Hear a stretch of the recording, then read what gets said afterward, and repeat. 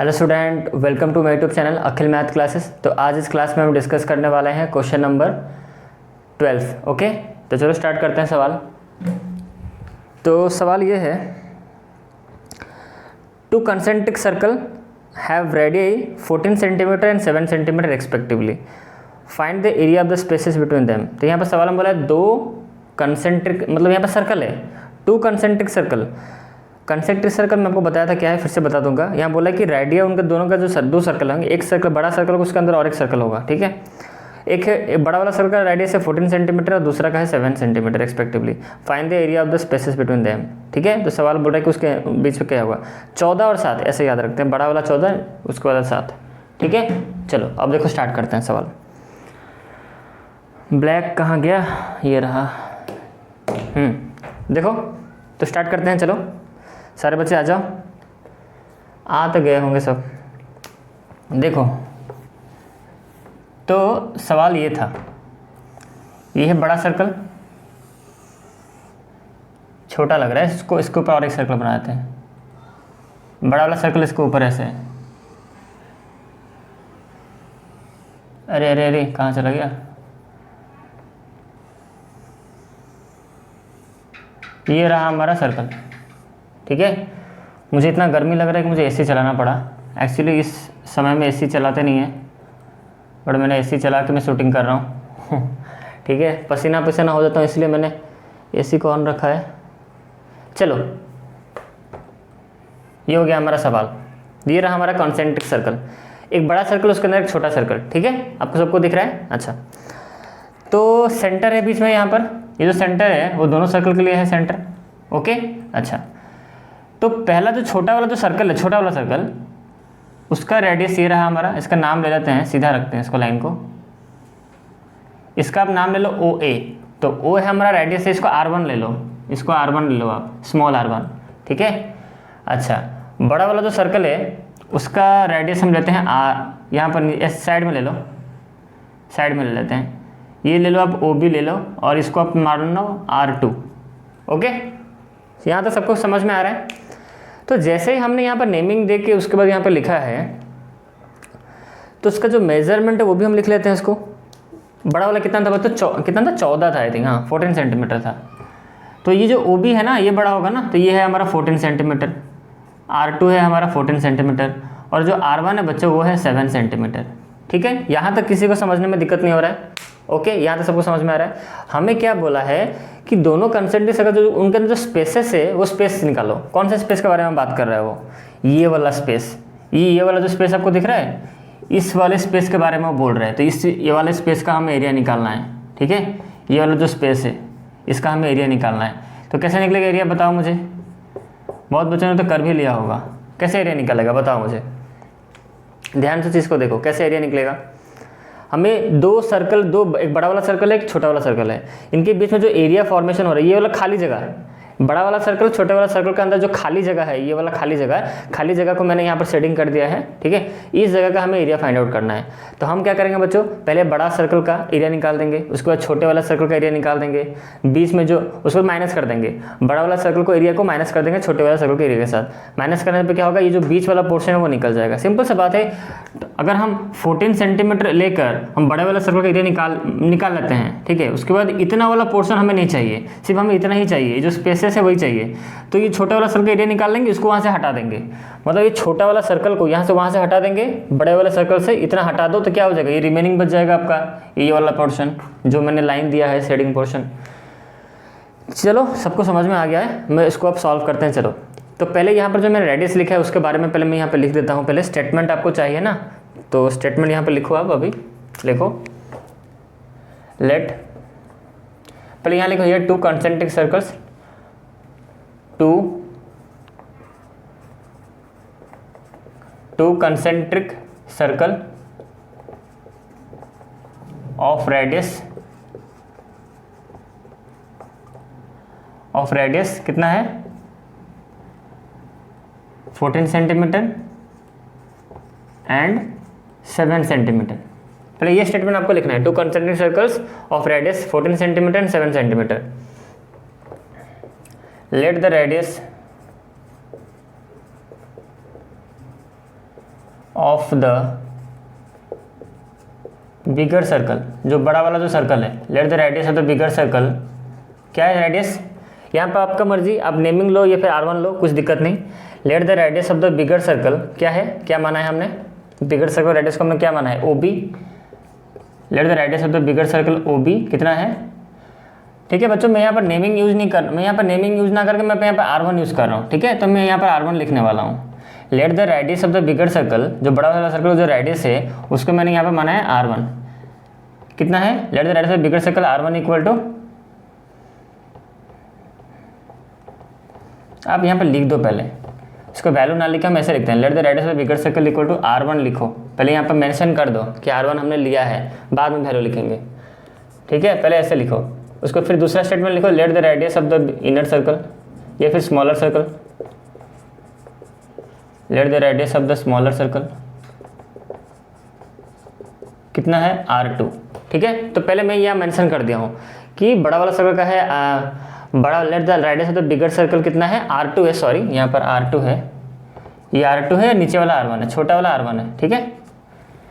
Late the radius of the bigger circle, जो बड़ा वाला जो सर्कल है उसका रेडियस R2 है, let the radius of the smaller circle कितना है, R1, ये मैंने माना है। अब इसको वैल्यू लिखते हैं, तो यहाँ पर हमें वैल्यू कितना पता है, R2 का वैल्यू कितना है, जो बड़ा वाला सर्कल है R2 का वैल्यू हमें पता है कितना, 14 सेंटीमीटर, ठीक है।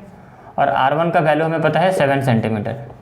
ये पूरा मैं आपको स्टेटमेंट बता रहा हूँ कैसे आप करना है, ठीक है। यहाँ तक हो गया। अब हम निकालते हैं area of the bigger circle, area of the bigger circle equal to pi R square, ठीक है। इसको सॉल्व करो, पाई R स्क्वायर, तो ये हो गया आपका 22/7 इंटू R का स्क्वायर, और यहाँ पर R का वैल्यू हम क्या देंगे, तो यहाँ पर R का स्क्वायर ऐसे ना लिखो, आप यहाँ पर क्या लिखो, हम बिगर सर्कल के बारे में बात कर रहे हैं ना, बिगर R2 है इसका, तो यहाँ पर R2 का स्क्वायर लिखो, ध्यान से दो, इस चीज़ को समझो।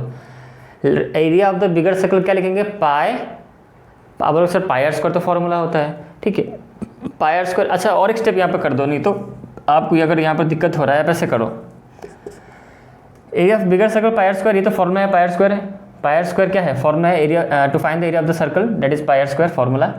तो पाई की जगह पाई रखो, इनटू ये जो R है ना, तो R हमारा क्या है, बिगर सर्कल के बारे में हम बात कर रहे हैं ना, तो बिगर सर्कल के रेडियस को हमने R2 माना है, तो यहाँ हम क्या लिखेंगे, पाई R स्क्वायर की जगह पर हम लिखेंगे R2 का स्क्वायर, R2 का स्क्वायर यहाँ पर होगा, इस चीज़ को समझो, ठीक है। अच्छा R2 का स्क्वायर, तो ये हो गया पाई इंटू R2 का वैल्यू कितना है बच्चों, देखो R2 का वैल्यू यहाँ पर है 14 सेंटीमीटर, तो हम ये लिखेंगे 14 सेंटीमीटर का स्क्वायर, ठीक है।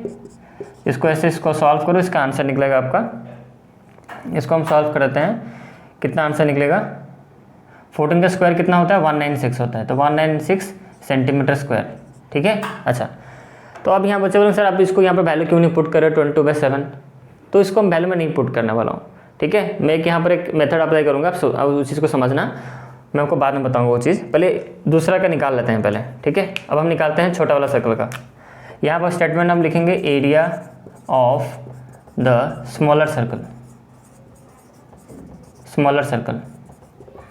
वही सेम क्या है फॉर्मूला, पाई R स्क्वायर, ठीक है, पाई R स्क्वायर फॉर्मूला है, बट यहाँ पर हम लिखेंगे, यहाँ पर चेंजेस क्या करेंगे, पाई तो वैसे रहेगा इंटू R स्क्वायर, जो यहाँ पर है छोटा वाला सर्कल, स्मॉलर सर्कल का रेडियस को हमने क्या लिया है R1, तो यहाँ हम लिखेंगे R1 का स्क्वायर,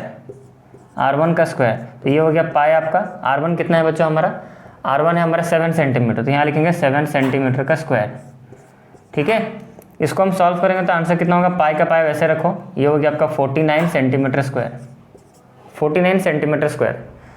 यहाँ पर भी मैं वैल्यू पाई का 22/7 भी पुट नहीं कर रहा हूँ, क्यों नहीं पुट कर मैं आपको बताऊंगा, क्योंकि मुझे इन दोनों को माइनस करना है, माइनस करते वक्त क्या होगा, इनको मैं पाई को कॉमन ले जाऊंगा। अब चाहते तो यहाँ पे इसको वैल्यू पुट करके आंसर आप निकाल सकते हो, कोई दिक्कत नहीं, ठीक है। यहाँ तक सबको क्लियर हो गया।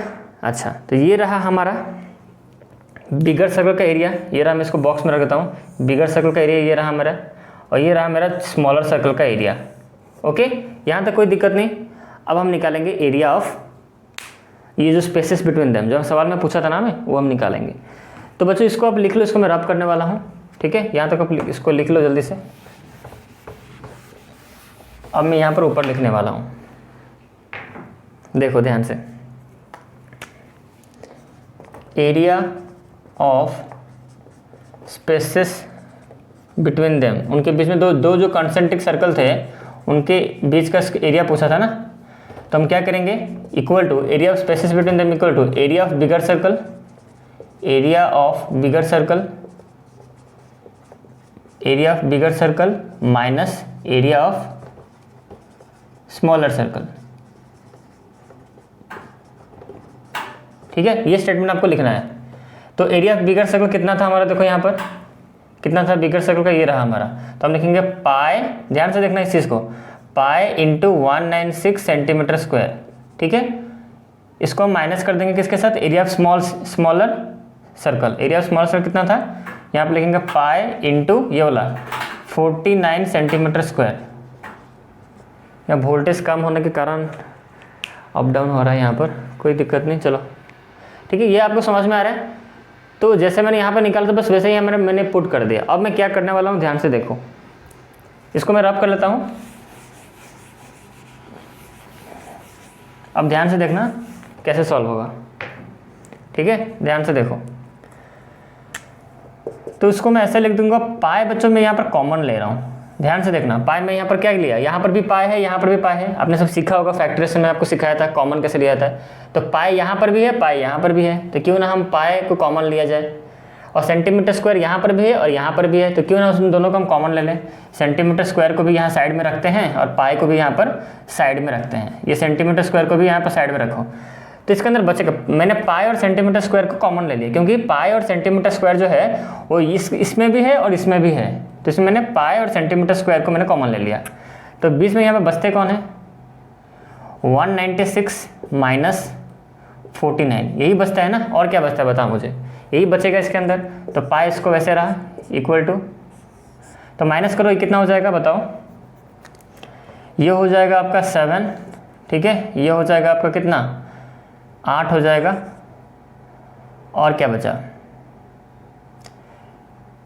9 + 7 16, कैरी 1 12 1 मिनट गलती हो गया, सॉरी, यहाँ पर 16 हम लेंगे तो ये हो जाएगा 7, ये 7 ठीक था, यहाँ पर 8 हो गया तो यहाँ पर 4 होगा, सॉरी यहाँ पर क्या होगा 4 होगा ना, यहाँ पर 8 बचता है तो 8 - 4 कितना होगा, 4 होगा।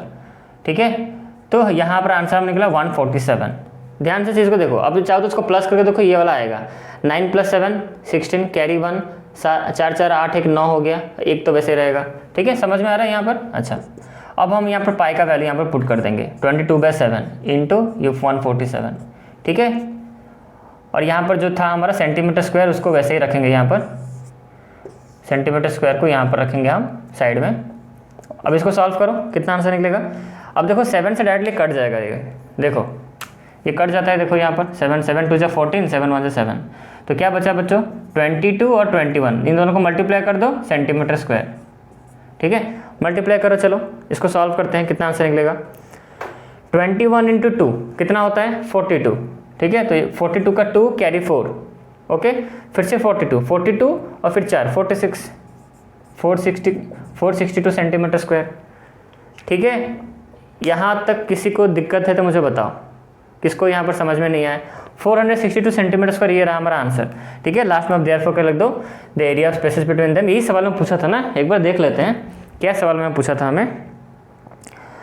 हमें पूछा था find the area find the area of the spaces between them, यही पूछा था। तो बस यही लास्ट स्टेटमेंट यहाँ पर आप लिख दो, the area of spaces between them, area of spaces between the two concentric circle